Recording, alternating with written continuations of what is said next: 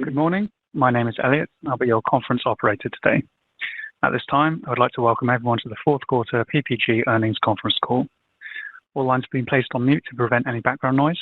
After the speaker's remarks, there'll be a question and answer session. If you would like to ask a question during this time, simply press star followed by the number 1 on your telephone keypad. If you would like to withdraw your question, please press the pound key. To allow everyone an opportunity to ask a question, the company requests that each analyst only ask one question. Thank you. And I'd like to turn the conference over to Jonathan Edwards, Director of Investor Relations.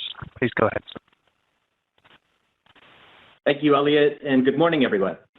This is Jonathan Edwards. We appreciate your continued interest in PPG and welcome you to our fourth quarter 2023 financial results conference call.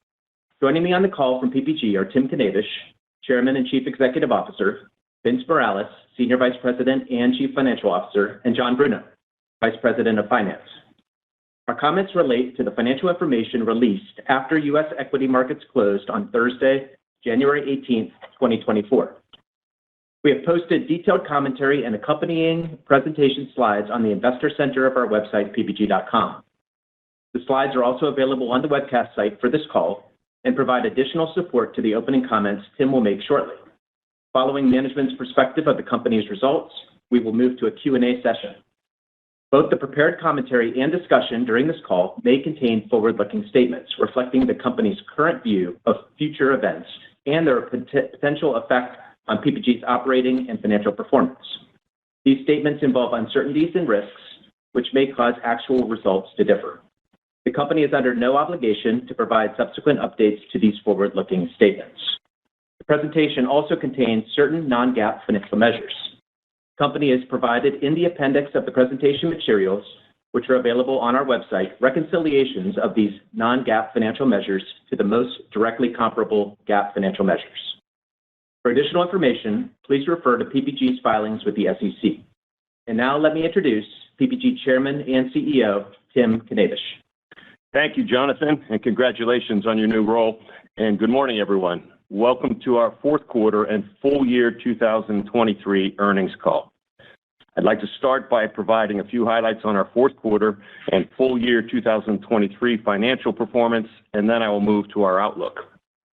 In the fourth quarter, the PPG team delivered strong financial results, including record fourth quarter sales of $4.4 billion and adjusted earnings per diluted share of $1.53.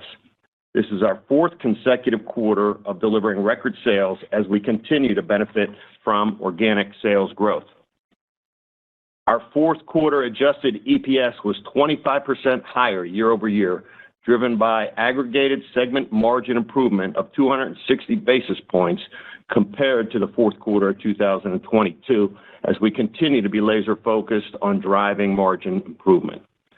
Our results reflect our continuing growth trends and strong execution in several of our leading and technology-advantaged businesses, which culminated in record fourth quarter sales in the aerospace, automotive OEM, and automotive refinish businesses, with strong performance in the protective and marine and PPG Mexico architectural coatings businesses. Our year-over-year sales volume trend improved compared to recent quarters, decreasing less than 1% year over year. We continue to experience lower global industrial production along with soft U.S. and European architectural demand, especially for DIY-related products. Notable for us during the quarter was China, where despite a lethargic general economy, we achieved high single-digit percentage volume growth, reflecting our strong mix of businesses in the country. In addition, we delivered flat year-over-year volumes in Europe as we see economic stabilization in the region, albeit at lower absolute demand levels. Our selling prices were about 2% higher, with both segments delivering positive price, led by the Performance Coatings segment. We expect total company selling prices to remain modestly positive in the first quarter of 2024, as new selling price increases have been implemented in several of our businesses.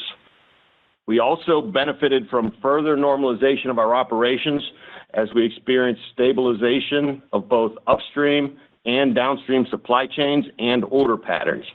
From a supply perspective, the vast majority of our suppliers have more than sufficient capacity heading into 2024. We started the year laser-focused on margin recovery, and the fourth quarter marked our fifth consecutive quarter of year-over-year operating segment margin improvement. And as I mentioned, fourth quarter aggregate segment operating margins increased 260 basis points year-over-year, and full year increased 310 basis points. We also achieved our second key priority for the year by delivering excellent cash generation of nearly $900 million during the fourth quarter, which was up over $300 million on a year-over-year basis, leading to record full-year cash generation of over $2.4 billion. We significantly reduced working capital by a total of about $600 million on a sequential quarterly basis, and this includes the benefit from a partial reduction of our inventory levels. However, we still ended the year with higher inventory levels from a historical perspective, primarily in raw materials, and will continue to reduce inventory in the first half of 2024. The strong cash generated drove a reduction in net interest expense by about $20 million compared to the fourth quarter of 2022, as we repaid some high variable cost debt during the quarter. Additionally, we repurchased $100 million of stock in the fourth quarter, which essentially offset dilution. Now, a few comments on the full year 2023. As we communicated at the beginning of 2023, my priorities included margin recovery, strong cash generation, and further strengthening of our capabilities to support our customers' productivity and sustainability needs, which will result in higher PPG organic growth. And coming into 2023, we had a high degree of conviction that our global business portfolio would prove resilient while anticipating a challenging economic environment, and these clearly played out during the year. For the full year, I'm proud of our team's execution against our strategic objectives as it resulted in delivery of record sales, record adjusted EPS, and record operating cash flow. And our sales performance was led by continued selling price execution to offset significant multi-year cost inflation. Our year-over-year earnings growth was driven by these improved selling prices, coupled with moderating input costs and cost structure reductions stemming from our cost management and restructuring initiatives. This resulted in improved margins in both segments. Our businesses delivered innovative and value-added products and solutions to our customers, and this enabled several of our businesses to set all-time annual sales records, including our aerospace, auto OEM, automotive refinish, architectural Mexico, and the protective and marine coatings businesses. Our enterprise growth initiatives delivered about $150 million of incremental sales in the first year, including strong growth from selling our innovative products for electric vehicles, as well as our share gains in powder coatings. In automotive refinish, customer adoption of our industry-leading digital tools accelerated, yielding nearly 2,000 net body shop wins. These digital tools include our Link services and Moonwalk mixing machines, both of which are best in class and are focused on improving body shop productivity.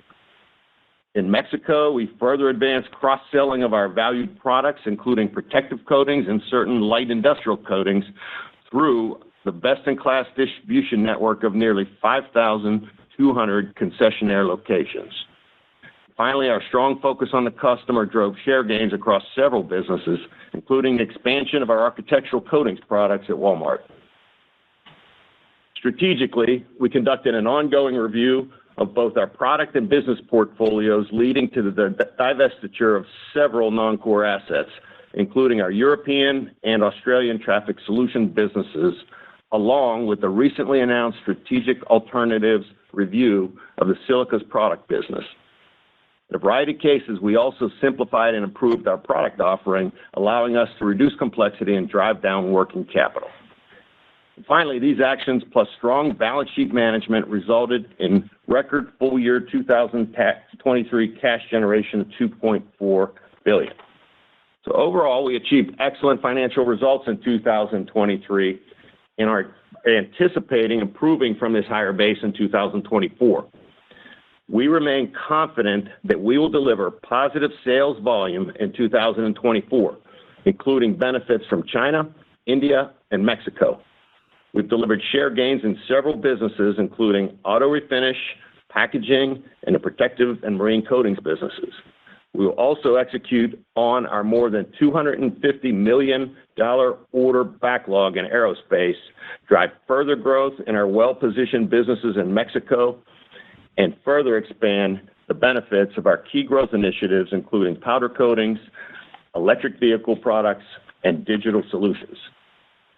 We will drive further improvement of our operating margins, aided by the sales volume growth leverage and our initiatives to drive manufacturing productivity following several years of supply chain and other disruptions. Lastly, we enter 2024 with a strong balance sheet, which provides us with the flexibility for further shareholder value creation going forward, including funding organic growth initiatives, appropriate acquisitions, debt repayment, and share repurchases. Now I'll comment on our first quarter outlook.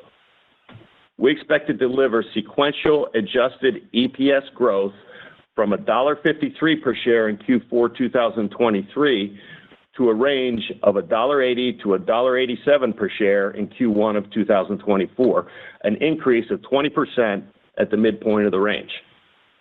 We anticipate global industrial production to remain soft, and our year-over-year sales volume performance will be unfavorably impacted by the approximate $40 million non-recurring Walmart customer load-in that occurred in the first quarter of 2023.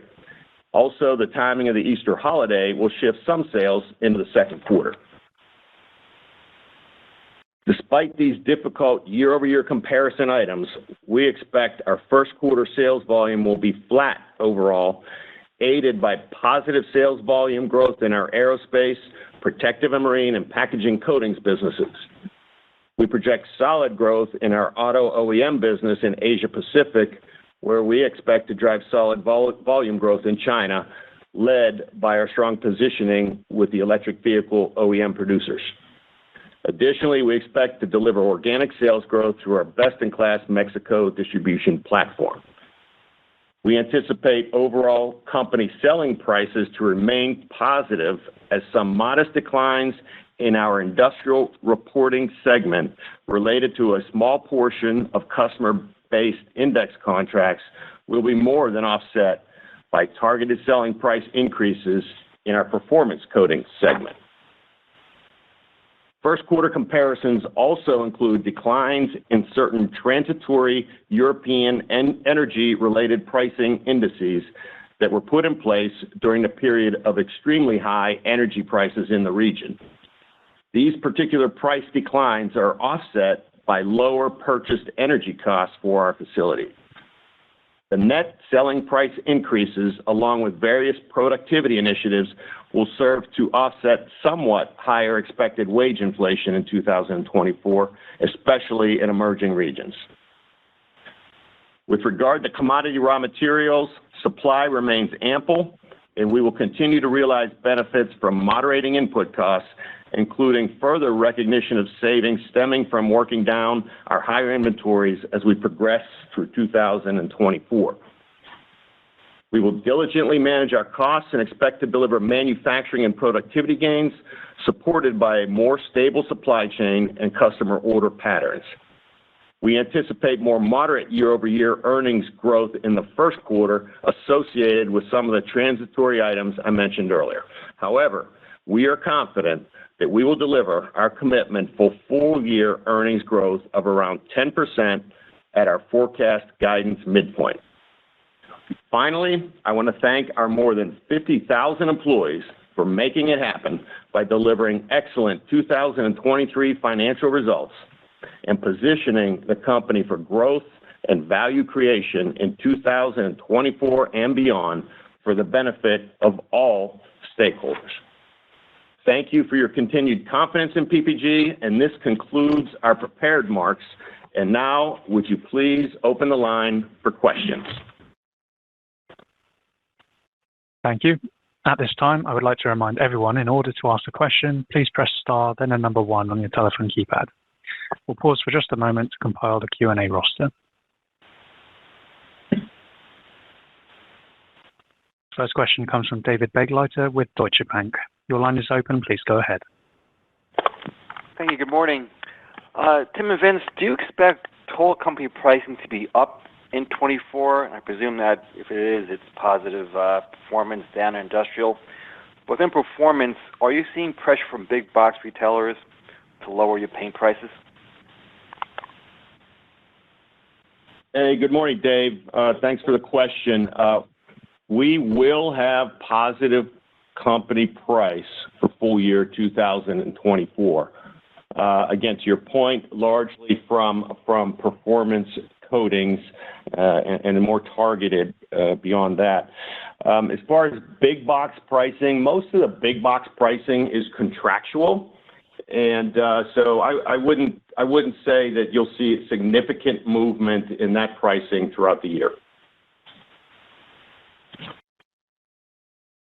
Our next question comes from John McNulty with BMO. Your line is open. Please go ahead.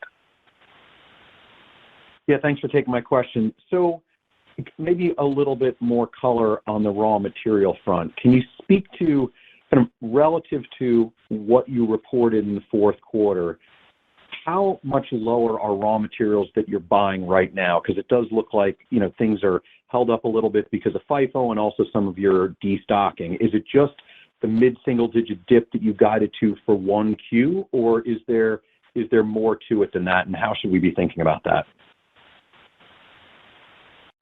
Yeah, John, this is Vince. If you look throughout all of last year, we continued to accrue larger benefits from the moderation of raw materials. We will remind everybody raw material costs are still higher on a multi-year basis by a significant amount. As Tim mentioned, most of our suppliers have more than ample capacity, and it's certainly a focus for them to pick up more volume. We expect some incrementally better invoice benefits from raw materials, and then that'll eventually flow through our P&L as we go through the year. But year over year, we expect some incrementally beneficial invoice pricing. Yeah, I would just add, this is Tim, John, thanks for the question. I would just add that fundamentally, you know, upstream of us, it's still a pretty long environment. No issues on our end from availability, and I think that's a good indicator for us as we move through the year as well. Our next question comes from Ghansham Panjabi with Baird. Your line is open. Please go ahead. Thanks, operator. Good morning, everybody. Tim, I want to go back to the question that was asked earlier about pricing.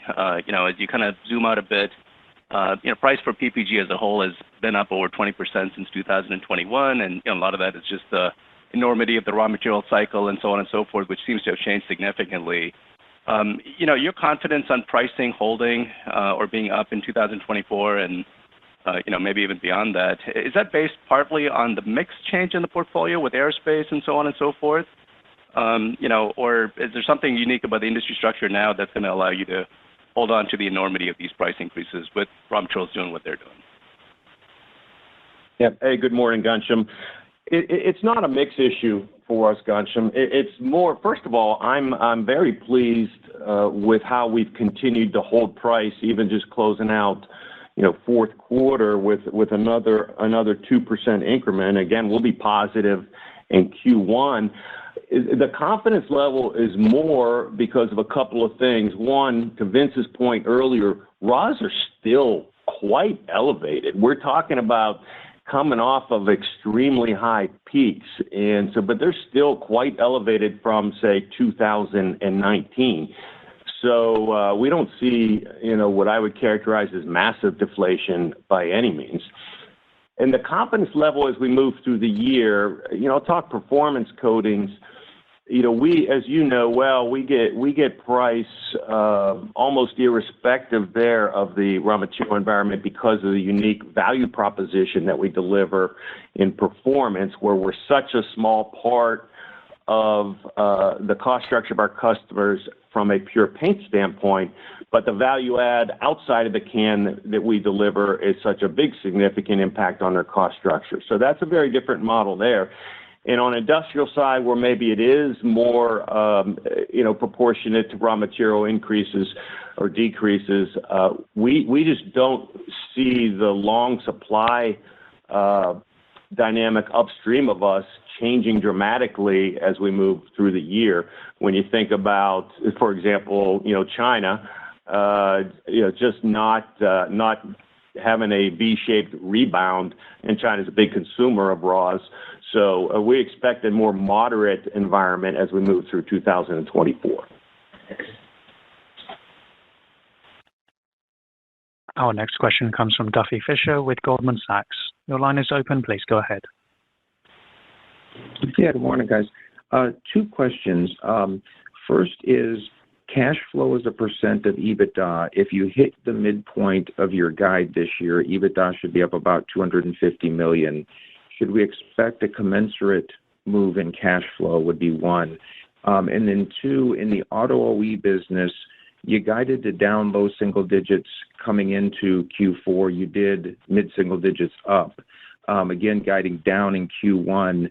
Is that just conservatism? Because when you look at the auto numbers, it seems like auto OE should be better than that unless there's some pricing in there. So can you just talk about what you're seeing in auto OE for Q1, price versus volume? Yeah, hey Duffy, this is Tim. I'll do the auto one. I'll let Vince do the cash versus EBITDA one. Auto had a really good year for us last year, and we're well positioned for what we view as a multi-year recovery. So I'm personally continue to be bullish on auto as we look into the full year 2024. When you look at our Q1, and we went from up mid-single digits in Q4, and we're projecting low single digits down in Q1. A lot of that, if you go back to last year, we were a strong double-digit up in Q1 of 2023. And also, yeah, there is some, as I mentioned in my opening remarks, we do have some of our index pricing rolling back, and that has some impact. But I would not, personally, I'm not over concerned about auto volumes as we move through the year. I think total builds were, 89 point something last year. I believe there's some incremental upside to that as we move through 2024. Our share position's good. Our China auto position is really good. And as you know, out of the 90 million new builds, about 30 million of them come out of China. So overall, feeling good about auto. There's a little bit of a year-over-year comp soft point and a little bit of index pricing rolling off in Q1. To just add, as we talked several times, Duffy, on auto, acceleration in China helps us from an EV perspective as well. So we have more content on a traditional EV than we do on an ICE. So that's a buffer for us and PPG in particular.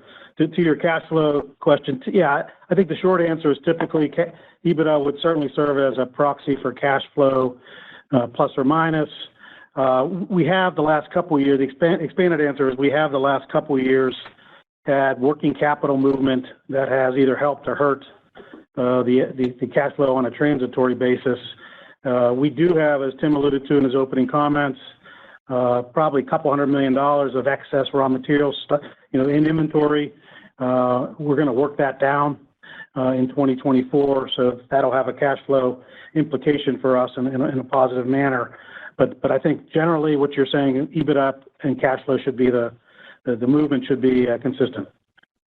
Yeah, and Duffy, this is Tim. I'm going to come back with one additional. Vince mentioned the EV situation, and we all see the headlines on EVs, but that's largely U.S. and Europe right now. And as you know, 2/3 of the world's EVs are made in China, and that content number, if you look at the average PPG content across the EV space for 2023 was up by 20%. So our content per EV built was up by 20% in 2023. So that bodes well for us as well. Our next question comes from Stephen Byrne with Bank of America Merrill Lynch. Your line is open. Please go ahead. Yes, thank you. Tim, you've been involved in this partnership with Home Depot for a long time. I'm curious to hear your view, whether it's going better or worse than what you had expected, and any potential for an inflection in that relationship in 2024. And if you don't mind, can you just comment on SG&A for 2024? It seemed to really jump in the fourth quarter. Were there some unusuals in there, like with your strategic actions? Any comments on that? How should we forecast that going forward? Yeah. Hey, good morning, Steve. Yeah, and the quick answer on your second question is there were some unusuals, and Vince will take that. But your first one, the Home Depot relationship and progress on the Pro program is going as expected. Quite frankly, the challenge that we have is that as it's growing off, relatively small denominator, as you know, it's still being offset by the challenges on the DIY side. DIY is still the Home Depot and the Glidden brand and Olympic brands are still a critical part of our DIY omni-channel strategy going forward. And unfortunately, the negatives there from a volume standpoint are offsetting the good progress that we have on our Pro omni-channel between the Home Depot and our own network. If I look at, just to give some perspective, so Q4, despite the challenges out there, we were up low single digits on our Pro omni-channel, and our sell-out with the Home Depot was one of our better quarters yet. So we're making progress there, but our DIY omni-channel, which includes not only what we do with the Home Depot, but also, our big partner in the Midwest, our DIY remained down. So that's the issue there, but the momentum continues to grow. It's, as I've said many times, we are building a business model for the future that's brick and mortar light, and it's a marathon, not a sprint, and we continue to tick off miles on the marathon. So good progress. Yeah, Steve, on overhead, I'm going to just look at the whole year. There's always movement between quarters within a year, but on a full year basis, our overhead was up about $380 million. About a third of that is directly correlated to the increase in sales, whether it be volume, price, or FX. So on a percentage basis, if you just do the percents comparison, you get about a third of that directly related to our sales movement. Another third of that on a year-over-year basis, and then Tim alluded to this in his opening remarks, we did have a higher shareholder-based and performance-based compensation. In the reminder that in the prior year, we had much lower compensation, so a kind of a doubling effect on a year-over-year basis. And the final third, roughly $100 million or so is inflation, and the remainder of that would be growth initiatives for some of the key programs we won throughout the year, and including our Comex growth, et cetera. Our next question comes from John Roberts with Mizuho. Your line is open. Please go ahead. Morning. Is your China strength primarily China for China, or is it the strong exports of cars that we're seeing out of China? Yeah, hey, John. It's both, but I mean, the vast majority of the vehicles that we paint in China stay in China. The exciting part on the export side is, the largest producer of EVs now in the world, a Chinese producer, is beginning to export. So that'll just be incremental upside. But the vast majority of the cars that we paint in China stay in China. Yeah, and John, I think for our book of business, again, 2023, especially the beginning part of 2023, was a tougher year. We're starting to see industrial and some of our other businesses kind of turn the corner in the fourth quarter and now heading into 2024. One more, John, from John Bruno. Outside of auto OEM, a very high percentage of the coatings we sell in China are for products that stay in China.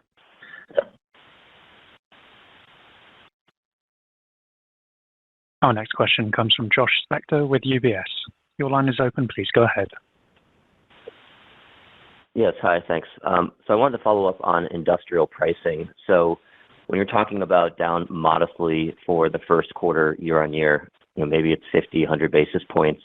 I guess in the frame of that, does it stabilize at that level through the year, or do you expect it to decline? So kind of separating the energy give back from maybe some of the index pricing.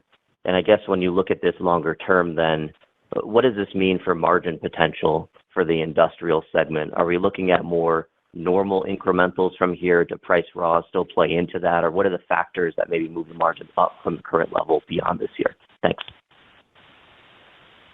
Yeah, Josh, let me start, and I'll let Tim add some color here. But I just want to remind people, and again, we talked about this in opening comments in our prepared remarks we released last evening. Just a reminder, Q1 last year in Europe, there was exceedingly high energy costs, natural gas costs were $30 to $40 per MMBTU, depending on the day.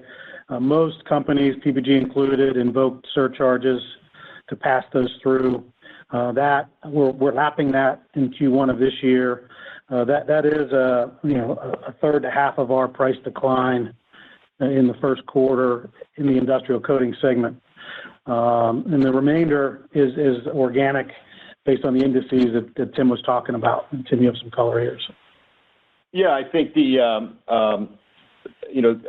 question about margin expansion beyond what Vince described in pricing is the volume leverage will be significant on the industrial segment, because that's the segment that really got hit the hardest during COVID and COVID recovery. And so we've still got significant margin upside driven by volume leverage. The other side, if you go back to our CEO day in May in New York, we pointed to about $150 to $200 million of manufacturing productivity gains that we had line of sight to in the coming years, really not just to get back to where we were pre-COVID, but also as we modernize, automate, digitize our operations. So those will really be the two levers that get us, to the next horizon on margin, largely across the industrial segment, but somewhat also in the performance coating side.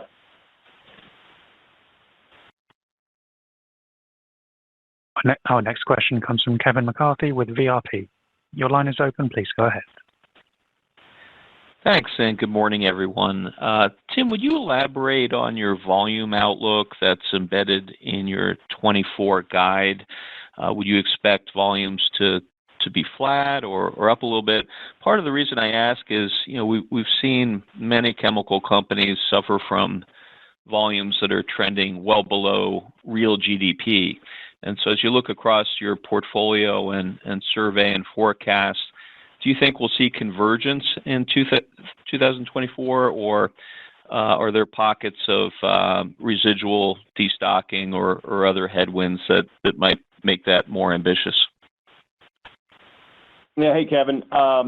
So first of all, we're going to have positive volume in 2024 for the year. Our sales, we said, are going to be up low single digits. We might have to start putting a fourth letter there, because I think the volume will be a little higher on the low single digit side, and the price will be a little lower on the low single digit side. But we have volume momentum for really 5 quarters now. -3, -2, a little lighter -2. Our fourth quarter, we rounded it up to -1. It was actually less than -1. We're looking at a 0 for Q1, and that includes the impact of the Walmart load-in. It includes the shift from of Easter from one quarter to the next. So we have momentum on volume, some of it just because of the diversity of our portfolio and where we participate, but some of it because of the growth initiatives that we've worked on throughout 2023, where we've picked up share that will start to kick in this year. I think about our packaging coatings business, our industrial coatings business, our refinish coatings business. So it's really the positivity on volume is one. Even though they've had negative numbers in front of them for much of 2023, we do have volume momentum. We see it flipping in early 2024. And it's a combination of the strength of our portfolio positioning and execution on our growth initiatives. Yeah, and just a couple other items of note, Kevin. We expect Europe to stabilize, which really reflects a lack of a destock. We experienced a destocking, especially in the first half of 2023, and we feel that's run its course. So stabilization with Europe, which has been a negative for us. And again, China on the 2023 first half basis was light. So again, as that normalizes, the pandemic effect of that hopefully is behind us, and as that normalizes, provides us with some uplift. And we do have this backlog that Tim alluded to in the opening remarks in aerospace. So we continue to produce more product at our manufacturing sites, and that we expect that to continue to grow throughout the year to work down that backlog, which is more than a half a year backlog for us. Our next question comes from Michael Leithead with Barclays. Your line is open. Please go ahead. Great. Thanks. Good morning, guys. I wanted to ask around cash deployment. Your net leverage ended the year towards the lower end of where it's historically been. I guess three very brief questions. One, can you just remind us roughly what target leverage you intend to maintain?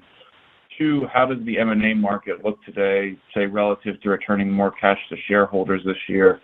And then third, I think you're guiding to $15 million of interest in 1Q, but about $95 million for the year. So why does that step up so much? I'm assuming that takes into consideration more cash deployment. Could you just help clarify that? Thank you. Yep. Hey, Mike, it's Tim. I'll start. Target, we don't write a target in pen because it changes with time depending on where we are in the execution of our strategy. We're doing some portfolio things. You've seen some announcements in that regard, and where we are on the strength of our balance sheet, very strong right now. But it would be different as the environment changes. M&A, it was a little quiet there for some time. We're seeing some things come across our desk now. Nothing huge in the pipeline, but we're seeing some assets come across, and we're evaluating those. Overall, on the strength of the balance sheet and deployment, consistent with what I said throughout last year. Number one, we're gonna focus on continuing to generate strong cash. That gives us a great deal of flexibility. I'm very proud of what the team did in 2023. Just to be very clear, we will not let cash sit on the balance sheet. We'll do what we need to do from dividends. We've got some good organic growth investments that we'll invest in. Love to do some shareholder value accretive acquisitions. And if that doesn't come along, then we'll return cash by buying shares. We did some in Q4 for the first time in a long time. And if we've got excess cash sitting on the balance sheet, you can be assured that that's what we'll do. Now, Q1. We're sitting with a lot of cash right now, but we typically consume significant cash in Q1. And so we'll be a little cautious here in Q1 so that we don't get back into paying high interest cost debt, which we just got out of. But beyond that, you should expect us to not let the cash sit there. Yeah, let me just add. This is Vince. Just want to reemphasize a key comment Tim said. We prefer a strong balance sheet. due to the optionality it gives us in many fronts. We feel where we are today, we don't need to let cash grow. We will consume cash through April. That's our traditional seasonality of our businesses. So the $1.5 billion that sits on the balance sheet, we will consume through April. That allows us to not enter the debt markets as significantly as we normally would for commercial paper. At this time of year, we're typically adding commercial paper throughout, from now through the end of April. So that's why our interest cost in Q1 will be lower, because we're going to use the cash on hand to fund that seasonal inventory build. That cash will then, we typically generate strong cash in the back half of the year, which is, we'll deplete our interest income, and then as we generate that strong cash in the back half of the year, we'll look at other uses. Our next question comes from Jeff Zekauskas with JP Morgan. Your line is open. Please go ahead. Thanks very much. I was wondering whether you could comment on the direction of titanium dioxide prices. Secondly, you make a fuss over the difference between, or you make a fuss over your LIFO inventories. So if you had valued things on LIFO instead of FIFO, what might the difference have been at the end of the year? And then finally, in your accounts payable and accrued liabilities line, your year-over-year increase, that is a benefit, was about $380 million, and sequentially maybe it was $250. Now you guys don't disaggregate accounts payable from accrued liabilities. Can you explain what's going on there, in that many companies had much lower accounts payable this year, and it seems to have really worked in the other direction for you? Yep. Hi, Jeff. It's Tim. I'll take the titanium dioxide question, and Vince, you can take the more finance-related questions there. TiO2, we see very good availability. We see a long supply chain upstream of us that's still quite long, and so we're seeing some modestly lower pricing on TiO2 than what we would have seen last year. It's not down as much as some other parts of our basket, but it's definitely down from where we were last year, Jeff. And on TiO2, in addition to pricing, I do have to mention that a key part of our strategy is to continue the research work that we do to reduce our titanium dioxide content in our formulas every year without sacrificing any performance. And our team's done a great job there. We're down about 1% per formula over the last several years, and we achieved that again in 2023. Yeah, Jeff, on the balance sheet questions, I'm not going to be able to calculate the FIFO, LIFO impact on the fly here. We could just remind everybody we're at 75% or so FIFO. The difference between, again, the invoiced cost and what we're realizing on the income statement for raw material moderation, is tens of millions of dollars if we move that to a FIFO, but I can't calculate it precisely. As it relates to payables, for us, we had a couple items in the fourth quarter. Our tax provisioning is about $100 million higher. We ended the year on a weekend, two-day weekend, so our accounts payable is higher because of that. There's natural FX in that number on a year-over-year basis. And we had, as you saw, an environmental special for about $30 million, where we accrued $30 million for future environmental spending. And we talked about the compensation increase in the fourth quarter. So those are the big elements in our payables on a year-over-year basis. Our next question comes from Vincent Andrews with Morgan Stanley. Your line is open. Please go ahead. Thank you. A few quick ones from me. In the first quarter, I get the timing shift of Easter, but February also has an extra day this year. So does that not offset the Easter impact? And then also on TiO2, how much Chinese TiO2 are you guys buying these days, and how much of it's in Europe? And have you changed any purchasing patterns as a function of the EU's investigation into Chinese imports? And then lastly, the pro architectural business has been holding up an awful lot better than the DIY business, and we're fortunately far enough away from COVID now that I think we should be able to have a conversation about what's driving the DIY weakness other than just a pull forward of volumes and what's keeping the pro business so high or so strong, because it just seems like there's a disconnect between, sort of pro demand being there, but DIY being so weak. So if you could help with those three things, I'd appreciate it.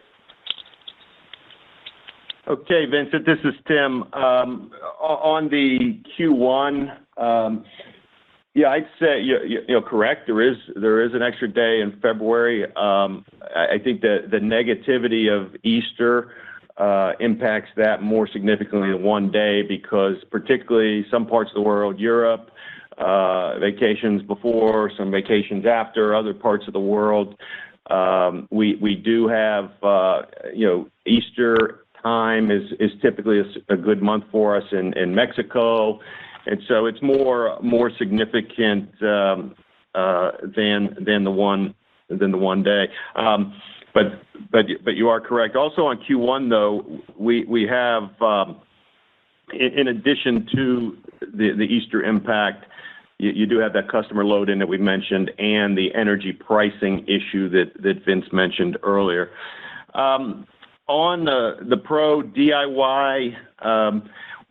First of all, DIY remains down, and yes, some of it, I don't know if we could put a timestamp exactly on it, but some of it you could call a post-COVID hangover, as people did a lot of pull forward.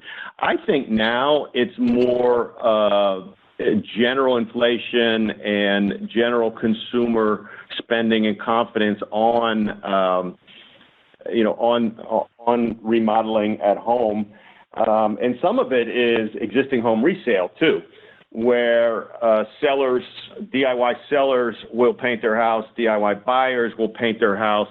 So I do think some of it is related to what's happening with existing home sales as well. But I do think it's some combination of that and just overall inflation and how it's hitting the average consumer's pocketbook and the decisions that they're having to make. And the pro side does remain strong.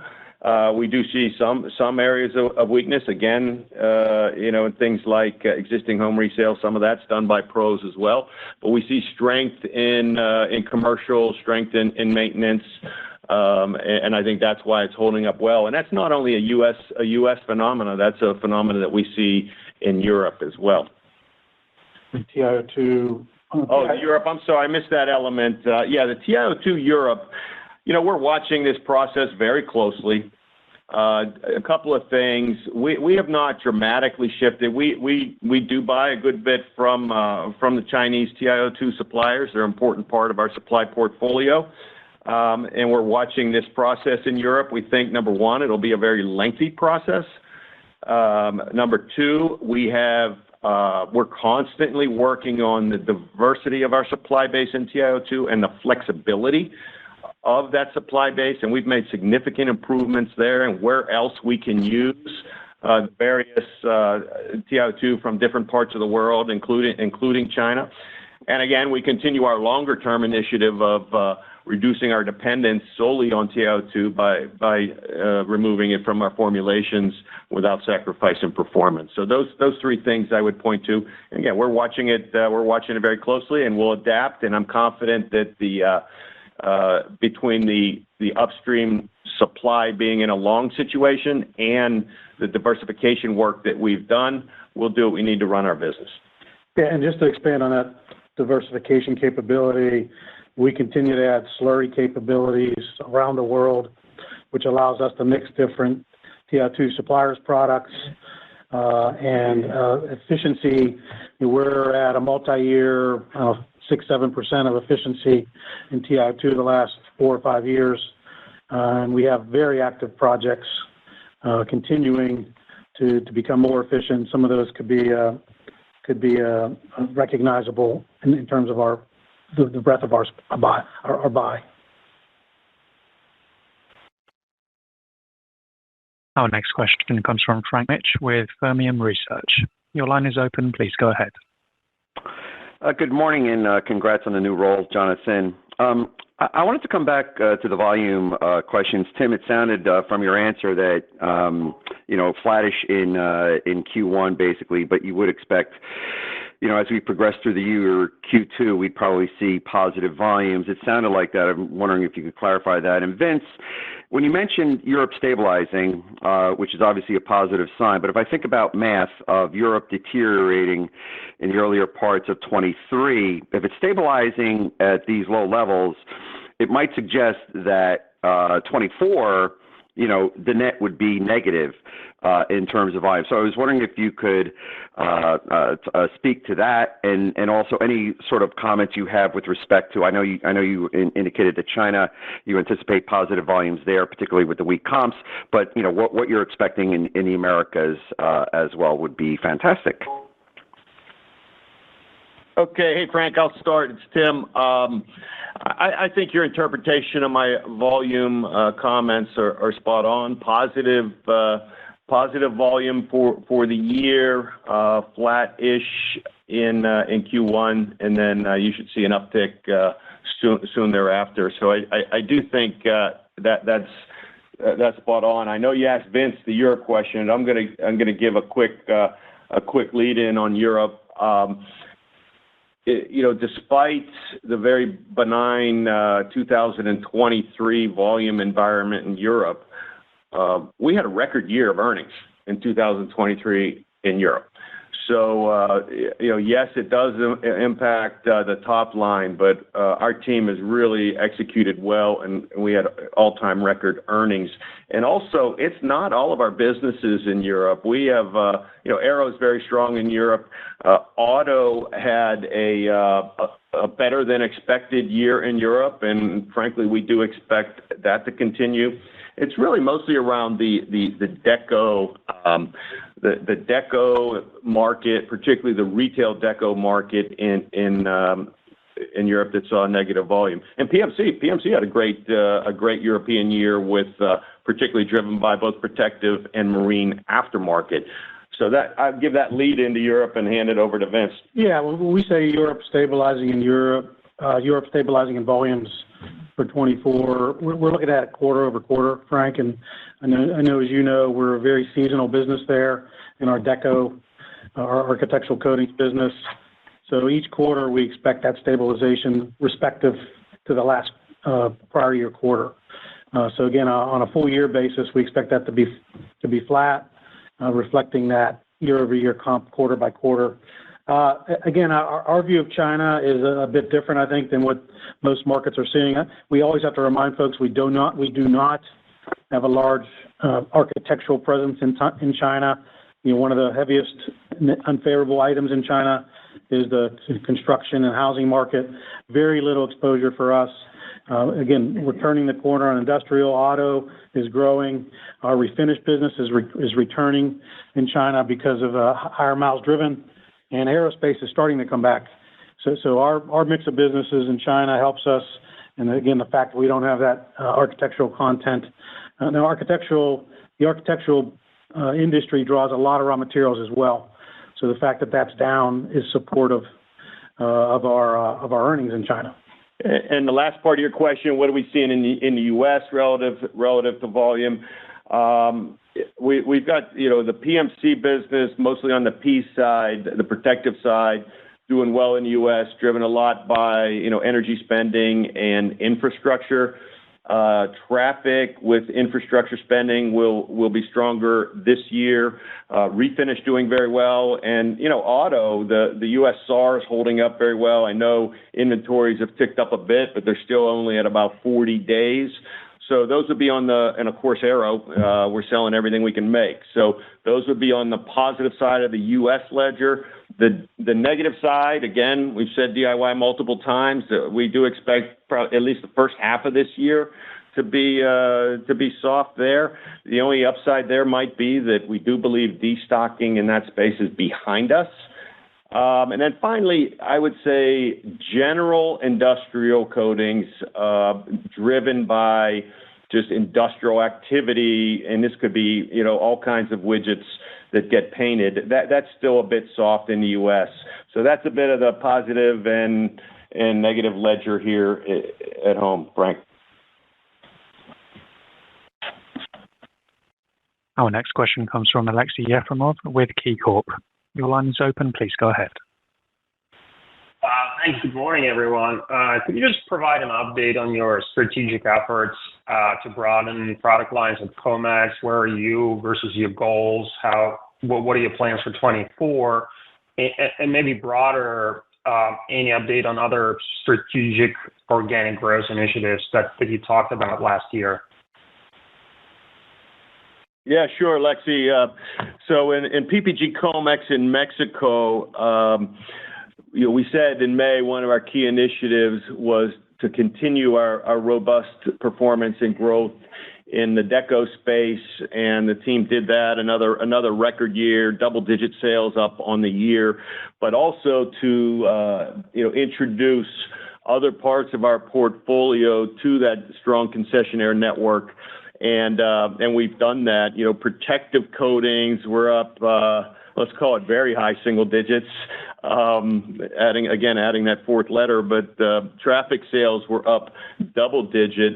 And I just returned, we just had all of our concessionaires together this past weekend, and I was down there meeting with them, and they're very bullish on their ability to sell not only deco, but these protective, traffic, powder, light industrial coatings. So we're off and running. We just literally on, I believe it was Monday of this week, introduced powder brands and refinish brands that are specific and dedicated and exclusive to the concessionaire network, and that got a very good reception.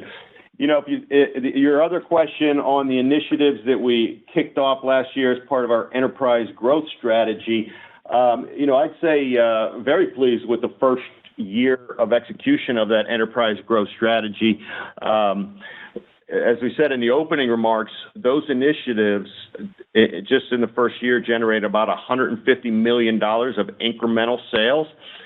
And some of those initiatives are longer-term initiatives than others and still in development. So, between powder, films, the Mexico opportunity that we just talked about, EVs up 20% content per vehicle. They're all off and running, and I'm very pleased with the progress that we have seen so far. And if I could just add a little broader commentary, we talked in May about being bullish on the Mexico economy. I think that has come through in spades for us in the region. We continue to see reshoring of industrial activity into Mexico. We'll support that with our industrial coatings. We'll support that certainly with our Comex brand. In addition, one of the things we haven't, Tim alluded to it on the opening comments, but we haven't talked about in the Q&A is, a second economy for us that's well outpacing most other regional economies is India. And again, we've got a good position in India as well. And that's supported by, I'll call it reshoring into India or shoring into India that is just starting. Our next question comes from Laurent Favre with BNP Paribas. Your line is open. Please go ahead. Yes, good morning.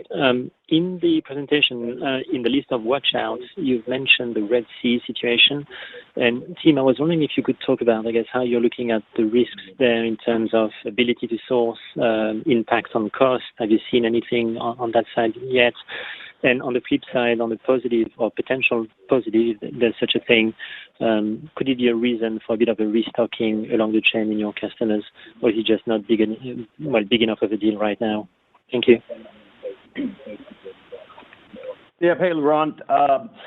It's really not been anything near material to us to this point. First of all, from our direct products, paint and coatings don't do very well shipping around the world. We're mostly local for local, so minimal impact on our direct products. Our suppliers, our suppliers have plenty of capacity. There's plenty of inventory upstream of us, and our suppliers are seeing some delays, but they're accounting for that in their, in their production planning and in their logistics planning. So we're not expecting any impact to us there. To the financial impact, we've seen a few minor, small surcharges being implemented, but frankly, to this point, pretty insignificant. So the piece that we're watching, and the reason we listed it on that part of our slide, was we're not certain of the impact on customers, particularly if you think about European auto OEMs, where they've got sourcing from around the world, and if they're missing any critical parts, it may impact production scheduling. We have seen none of that so far, but that's really the piece we're watching, more of our customer impact than on any internal impact. To your restocking, maybe, I doubt that we'll see any significant inventory build of paints and coatings as a result of this. I think it'll be more a movement of inventories upstream of us and how our suppliers deal with their own logistics planning. But again, the fact that they're pretty long right now, we're not expecting any issues. And Ron, just to put numbers to it, typically the average delay due to not going through the Red Sea is about 10 to 12 days. So certainly we could plan for that in our raw material purchases. And Laurent, one more from me. We have nothing in the guide for the first quarter for this area. Our next question comes from Patrick Cunningham with Citigroup. Your line is open. Please go ahead. Hi, good morning. Just on auto refinish, it seems like there's maybe some normalization there. So I guess my first question is, what's causing lower collision claims in the U.S.? Is there anything structural you can point to, like balance of total vehicles trending upwards? And how should we think about the outlook for refinish for the full year by region? Yeah, I'll take this one. Refinish. Refinish had a good year, a record quarter, and that was off of tough comps. Yeah, claims still down in the U.S., still down versus 2019. But we're able to achieve our results even at that level. And what I'll tell you is body shop activity is up and strong. And the only thing, most of our body shop customers have backlogs driven mostly by labor availability. So even though claims are down, and we watch that closely, we're still performing. I would also add, largely because of our digital tools, we had a really good share gain year, and even the revenue that we get from those digital tools was up more than 100% year over year. So we feel good about that moving into this year. We've got a good order book as we sit here today. So yes, we are watching claims and miles driven. The only thing I can hypothesize is that the type of driving is maybe a bit different. Most downtowns and cities are still not as crowded as they used to be. We see more claims coming from suburbia than we used to. But overall, feel positive about this business moving into the year. I'm confident in our best-in-class productivity value proposition. We're winning shops. So, I would say, we expect to have another really strong year out of our refinish business. Yeah, and then regionally, we expect the U.S. and Europe, to hang around 0 plus or minus for the year. As we said earlier, we expect China to grow as we see a kind of a reopening on a full year basis there. So that's the regional aspects. And just again, to hit on Tim's comment about our digital tools, These are tools we think are best in class. We have body shop productivity focus on those tools, and those are a subscription model for us that didn't exist 3 or 4 years ago. Our next question comes from Michael Sisson with Wells Fargo. Your line is open. Please go ahead. Hey, guys. Good morning. I guess just one question, Tim. When you think about achieving the 10% EPS growth at the midpoint, can you sort of break down the key drivers? I know you talked about volume growth quite a bit. Is that low single digits, kind of half, a little bit more? Maybe how much is deflation and anything else that sort of gets you to that 10%? Thank you. Yeah. Hey, Mike. I guess we'll both have a little bit of extra time this weekend, so we won't be glued to the TV screen based on last week's results. So wish you the best with that. We'll have some. It's a number of things. We'll certainly have positive price, as I mentioned earlier. We will have higher low single digits on volume, which will bring not only the benefit of margin dropping, but we will get better leverage out of our manufacturing assets by finally starting to get positive volume. We'll have manufacturing productivity that will be a piece of that. We do expect, even though it's a bit early to say what will happen on raws in the second half of the year, we do expect price net inflation to continue to be a good guy for us. And beyond that, I just answered some of the enterprise growth initiatives that we talked about. Those things will some of them already started kicking in with that $150 million that I mentioned, but we'll see continued momentum on those enterprise growth initiatives. Additionally, we got cash deployment. We haven't talked about that. We certainly didn't talk about it as we were rebuilding last year and paying down debt, but that'll be another piece of the equation that wasn't there last year. Yeah, and Mike, I think it's important, a midpoint of 10%. Our operating results are going to be better than that. We do have some tax headwinds like most companies will have as some of the tax rates around the world move up. So we got it to a higher year-over-year tax rate. So operating results above 10% modestly offset by this higher tax rate.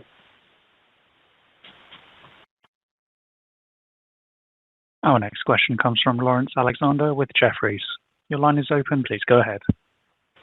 Good morning. This is Dan Rizzo on for Lawrence. Thank you for squeezing me in. Obviously, the focus is on China for good reason, but I was just wondering what India is in terms of sales versus China, and if there's any time in the coming years where India will be kind of competing in terms of importance versus China. Hey, Dan, this is John Bruno. I can take this. Most people know India's been one of the best economies in the world in 2023. We have a really good position there. We have JV with Asia Paints. Our sales growth was circa 10% in 2023, and we expect continued good growth in 2024.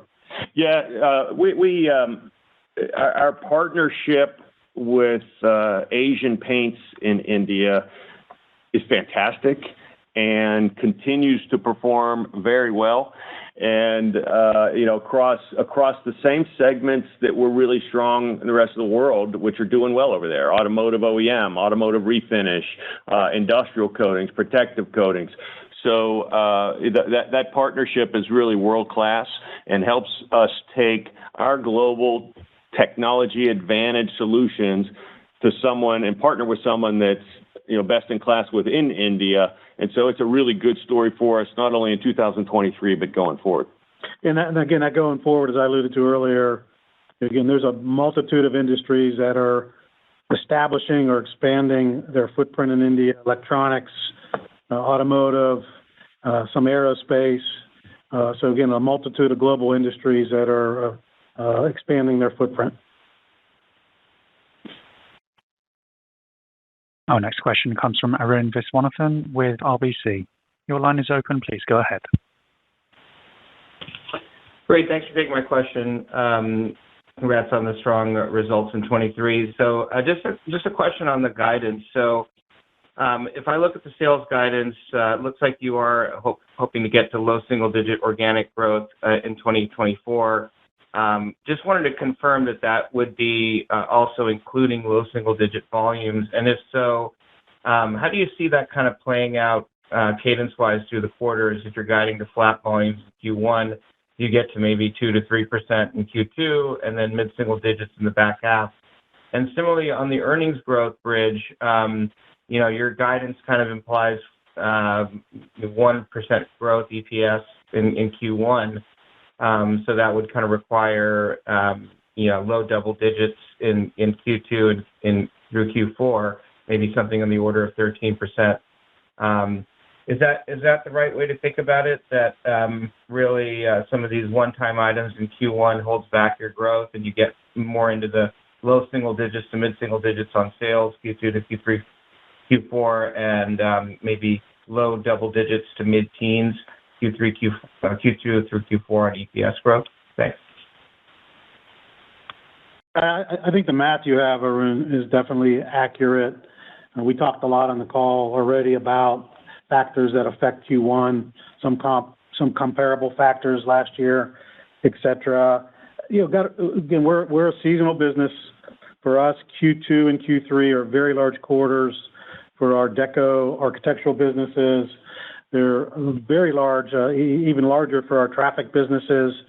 So again, we'll see a pickup in those businesses seasonally, but we're also expecting some different volume tenor than we had last year in those businesses. Tim went through, I think, a laundry list of items earlier that included the leverage on those higher volumes. We also would expect improved manufacturing that we've been working on, and we alluded to in our May CEO update, that manufacturing should grow throughout the year. So again, I definitely agree that Q1 on a year-over-year basis, up modestly, but the back half of the year we expect to grow in terms of size.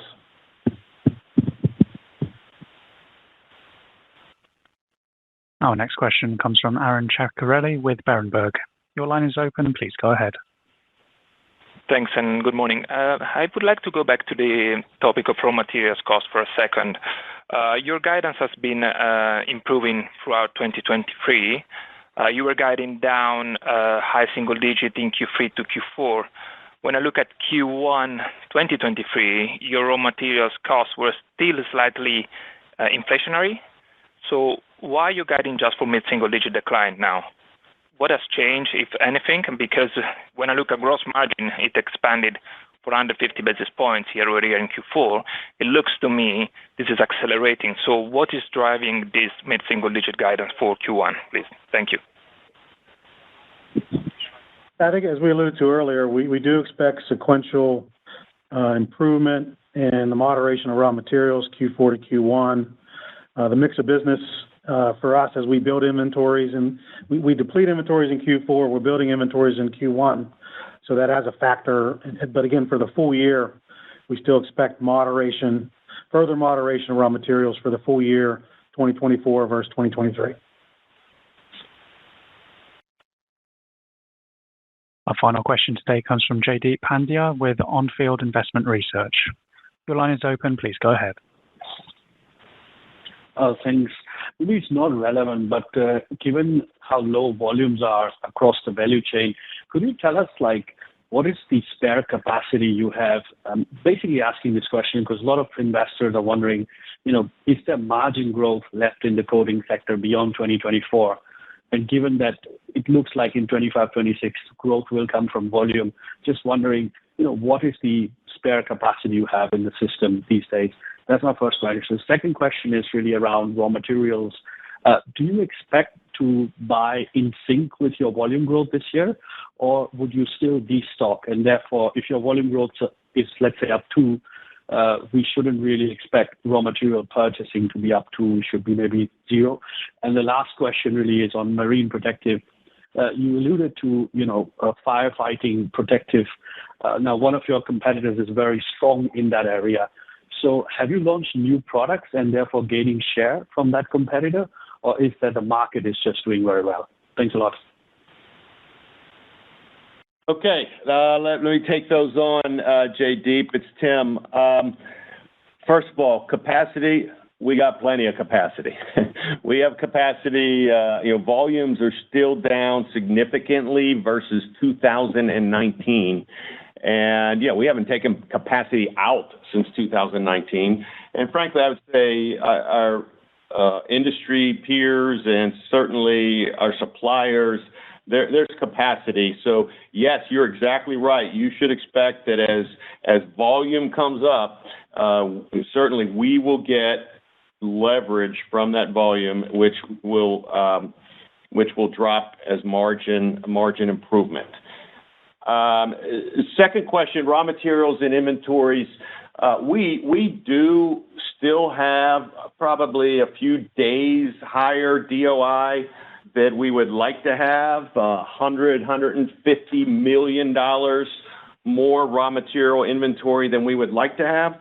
So we will be buying raw materials in Q1 as we get ready for the peak paint season on some of our more seasonal businesses, but maybe a little bit less than what would link directly to demand because of that excess that we're sitting on today. And finally, on marine and protective, the quick answer is yes. We have launched some new products, new technologies recently in the fire protection area that are quite strong and being well received by the market. For hydrocarbon fire protection is a product called PitChar NX, which is being very well received. And on the cellulosic fire protection side, a product called SteelGuard 651, which is also being very well received. So those new technologies are delivering share gain for us. But separate from fire protection, we've got really a fantastic product on the marine dry dock side that's very sustainable, very fuel efficient, and drives. It's really getting really good market receptivity, and we got a lot of share gains that'll be. We'll reap the benefits of those share gains in 2024 and beyond, and that's a product called SigmaGlide. So it is technology driven in those spaces. If there are no further questions at this time, I'll now turn the call back over to Jonathan Edwards. Thank you, Elliot. Well done today. We appreciate your interest and confidence in PPG, and this concludes our fourth quarter earnings call. Have a good day.